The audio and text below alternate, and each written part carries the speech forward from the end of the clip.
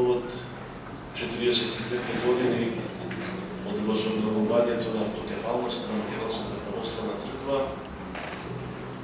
е повод да се доделат овие признанија. Но на што сакам да го кажам е следното. Која е смислата на годишнините, на јубилеите? Сакам да подсетам дека големите настани во историјата не престанале со мигот, со денот, со годината кога се случиле. Големите настани, всушност, траат постојано. Ова година христијанскиот свет, христијаните ширум светот одбележуваат 1700 години од Миланскиот едикт, од одлуката донесена од тогашниот император Константин Велики, со која и христијанството станало слободна религија во Римската империја. Поминаде 17 столетија од тогаш.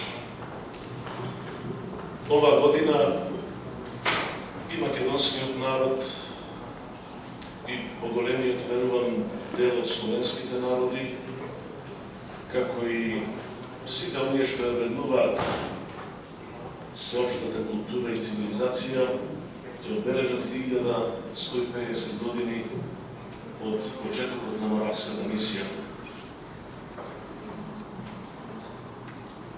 Веќе ние христијаните ја чекориме 2013 година од почетокот на христијанството. Подсетува многе годишнини, иако може би не поред, за да го кажам следно: ако настанот, ако годишнината не се живее постојано, таа ќе ја изгуби својата важност, ќе и се намали незината големина и ќе се изгуби државноопштина. Воскресението е за нас христијаните најголем настан. Него го чествуваме еднаш во годината,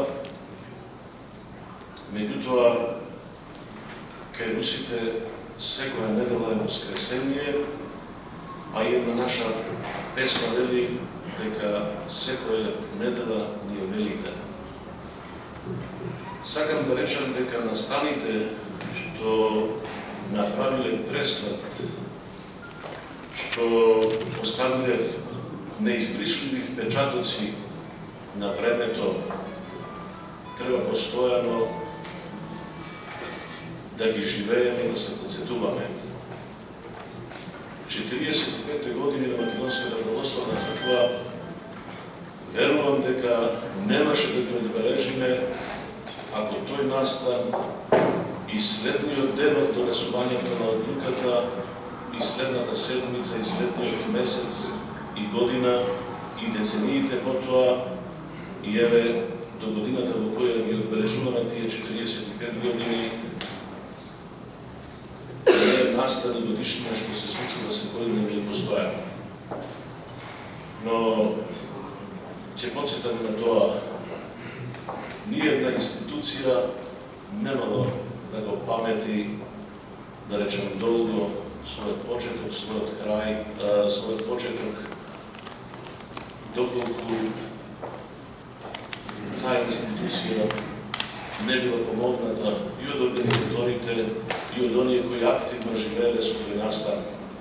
И Македонската православна црква потврда е дека својата мисија ја извршува покрај духовното раководство на незините свештенослужители, помогната од интелектуалци, скопанственици, помогната од својот народ.